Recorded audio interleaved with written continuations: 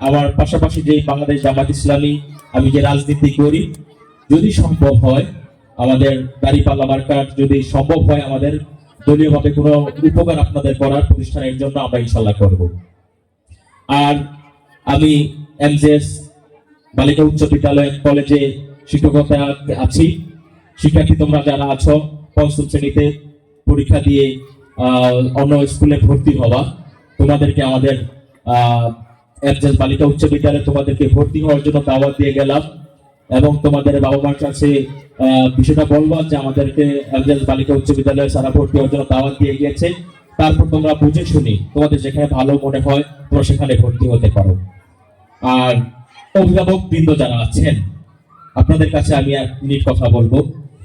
আমি একটা কিন্ডারগার্টেনে চাকরি করেছিলাম, তো সেখান থেকে আমি ভাইয়ের সাথে আমাকে বুদ্ধি পরামর্শ দিতেন, ভাইয়ের সাথে পরামর্শ করতাম। তো আমি যে বিষয়টা দেখেছি কিন্ডারগার্টেনে চাকরি করা অবস্থায় ভাই একটা কথা বলেছিলেন যে একটা প্রতিষ্ঠানকে গড়ে তোলাটা খুব কষ্টকর, আপনারা জানেন। তো সেখান থেকে প্রতিষ্ঠানের যদি কোনো স্টুডেন্ট চলে যায় তাহলে কিন্তু প্রতিষ্ঠানের শিক্ষক যারা ধীরে ধীরে করে গড়ে তোলেন তারাই বোঝেন যে কতটা কষ্ট এবং মর্মাহত লাগে। এই বিষয়টা আপনাদের যারা অভিভাবক আছেন আপনাদের কাছে আমি একজন শিক্ষক হিসেবে, আপনাদের ভাই হিসেবে, কারো সন্তান হিসেবে আমি অনুরোধ করব, সেই প্লে গ্রুপ থেকে শিক্ষার্থীদেরকে পড়ানোটা শ্রোতা। আমরা যারা হাই স্কুল কথা বলি আমাদের কিন্তু কষ্ট কম, কারণ এই যে 5 পর্যন্ত পড়ার পরে 6 যখন উঠবে সে কিন্তু অনেকটাই পড়াশোনা ভালো করে যায়। আমাদের গত বছর 6 এর থেকে যাদের পড়াইছি এদেরকে পড়াইছে আমাদের কিন্তু কষ্ট কম হয়, কারণ এই যে কিন্ডারগার্টেনের শিক্ষকরা যে কষ্ট করে। আমি অনেক স্টুডেন্টদের, আমি যখন কিন্ডারগার্টেনে চাকরি করেছি, অনেক নাক থেকে যে ময়লা বেরিত এই ময়লা পরিষ্কার করতে হইতো, অনেক বাচ্চা পোষা পায়খানা করে দিত, এগুলো পরিষ্কার করতে হয় ম্যাডামদের স্যারদের। এই যে মায়ের স্নেহে পিতৃ স্নেহে শিক্ষার্থীদেরকে আদর করে এই যে পড়াশোনা করানো হয়, তাদেরকে হাতে ধরে ধরে শিক্ষানো হয়, এটা একটা মা তার সন্তানকে যেভাবে আদর করে শিক্ষা দেয় ঠিক কিন্ডারগার্টেন গুলোতে এভাবেই দেওয়া হয়। তো এতটা পিতৃস্নেহ মাতৃস্নেহ দেওয়ার পরে যদি একটা স্টুডেন্ট চলে যায় তাহলে বাবা মায়ের যেমন কষ্ট লাগে সন্তান তার থেকে চলে গেলে ঠিক একটা শিক্ষকের কাছে এরকম কষ্টটা লাগে। তাই আপনাদের কাছে আমি জোর অনুরোধ করছি, আপনারা এই শিক্ষার্থীদেরকে এই স্কুলে ভর্তি করেছেন, পঞ্চম শ্রেণী পাস না করে স্কুল থেকে নেবেন না, এই কথাটা আমি আপনাদেরকে বলবো। কারণ আমি আমার শিক্ষকতা পেশা দেখেছি কিন্ডারগার্টেন থেকে যে শিক্ষার্থীরা যায় তারা কি বরাবরই পড়ালেখা ভালো করে।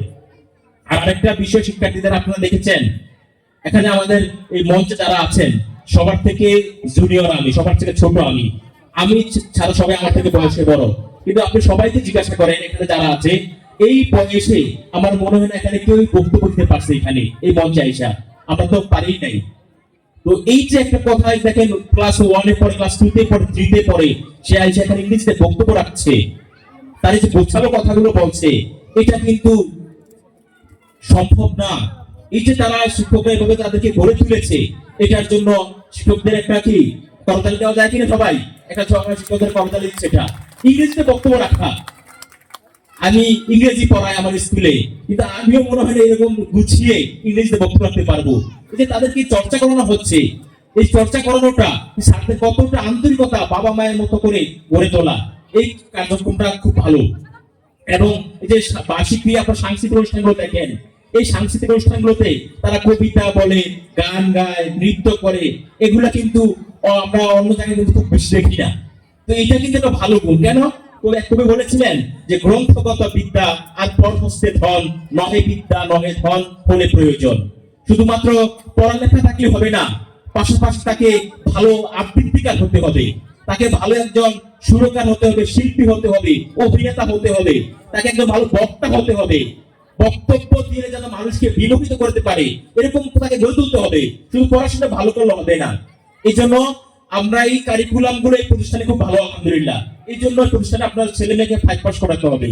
আর একটা বিষয় সর্বশেষ, আপনারা জানেন পৃথিবী বিখ্যাত একজন দার্শনিক ডক্টর শিব খেরা। এই শিব খেরার একটা গল্প দিয়ে আমি আমার উদ্দেশ্য শেষ করব। শিব খেরা একটা গল্প লিখেছিলেন এক কৃষকের একটা গল্প দিয়ে। এক কৃষক ছিলেন একটা অজপাড়া গায়ে। সেই কৃষক খুব লোভী ছিলেন, তার মধ্যে সব সময় চিন্তা হতো যে আমি যদি একটু বড়লোক হতে পারতাম, আমি যদি একটু বড়লোক হতে পারতাম, আমি যদি কিছু ধন সম্পদ পেতাম, আমি যদি কিছু স্বর্ণ পেতাম, আমি সেই স্বর্ণটা দিয়ে আমি বড় লোকে যেতাম। তার মধ্যে এই প্রেরণা তাকে রাত দিন ঘুমাতে দিত না, সারাক্ষণ শুধু চিন্তা করতো। তো সে ওই গ্রামের এক চেয়ারম্যান সাহেবের কাছে গেল, গিয়ে বললো যে চেয়ারম্যান সাহেব, আমার তো ধনী হওয়ার খুব শখ, আমার মনে হয় আমি যে গ্রামে বাস করি এই গ্রামে মনে হয় যে আমি স্বর্ণ পাবো না, আমাকে স্বর্ণ পেতে হলে সে আফ্রিকা যেতে হবে। আমি আফ্রিকা গিয়ে ওখানে স্বর্ণের খনি আছে, আমি ওইখানে গিয়ে কাজ করবো, স্বর্ণ খুঁজবো। তো সে কি করলো, সে চেয়ারম্যান সাহেবকে তার জমিটা বিক্রি করে দিল, কিছু টাকা পাইলো, ওই টাকাগুলো নিয়ে চেয়ারম্যানকে বাড়িটা বুঝিয়ে দিয়ে সে আফ্রিকা চলে গেল স্বর্ণের খোঁজে। তো চেয়ারম্যান সাহেব বাড়িটা কেনার পরে একদিন সে এটাতে একটা পুকুর করবে, পুকুর করার জন্য সেখানে মাটি খনন করতেছিল। আর এই মাটি খনন করার সময় দেখতে পেল যে একটা একটা এই পোটলাম দেখা যায়, কলস দেখা যাচ্ছে। তো সেই কলসটা নিয়ে দেখলো যে কলসের মধ্যেই কিছু স্বর্ণের মুদ্রা পাইল। মুদ্রা পেয়ে চেয়ারম্যান সাহেব ওগুলো বিক্রি করে সে বড় ধনী হয়ে গেল। আর ওই যে কৃষক, সেই কৃষকের যে জমি থেকে চেয়ারম্যান সাহেব পাইলো, সেই চেয়ারম্যান ধনী হয়ে গেল। আর ওই লোক আফ্রিকাতে গিয়ে তার যাওয়ার পথে তার টাকা পয়সা গুলো ছিনতাই হয়ে গেল, এবং সে খেয়ে না খেয়ে দিনাতিপাত করতে করতে সে মারা গেল। সুতরাং কথাটা আমি বুঝি সেই কারণে আমরা যে অবস্থানে আছি সেই অবস্থান থেকে আমাদের চেষ্টা করতে হবে। আমি মনে করি আমার ছেলে আমার এই স্কুলে পড়তেছে, মনে হয় এখান থেকে যে অন্য প্রতিষ্ঠানে নেই তাহলে ভালো করবে, আসলে এরকম না।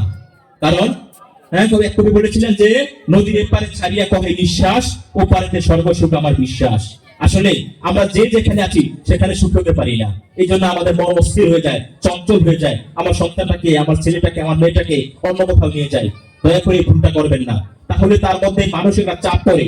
কারণ এখানে আইসা দীর্ঘদিন তার সাথে অনেকের সাথে মিশতে তার মন মানসিকতা একটা গড়ে তোলে। আপনি একটা প্রতিষ্ঠান থেকে নিয়ে যান, তাহলে তার ওই মিশতে তার আরো 2 বছর সময় যায়, আর এই সময়তে তার মানসিক ব্যথাটা বিকারগ্রস্ত হয়ে বিকাশ হয় না, তাহলে পড়াশোনাটা বাধাগ্রস্ত হয়। তাই আমি আপনাদের সর্বশেষ আপনারা ছেলে মেয়েকে এই স্কুল নেই 5 পর্যন্ত পড়াবেন, এই আশাবাদ রাখবো। আর স্বাস্থ্যবিধির প্রতি তাদের খেয়াল রাখবেন, আচার, চুইংগাম, চানাচুর এগুলো যাতে না খেয়ে শিশুরা অসুস্থ না হয়, এই আশাবাদ রেখে আমি আমার সংক্ষিপ্ত কথা শেষ করছি। সবাইকে ধন্যবাদ। আসসালামু আলাইকুম ওয়া রাহমাতুল্লাহ।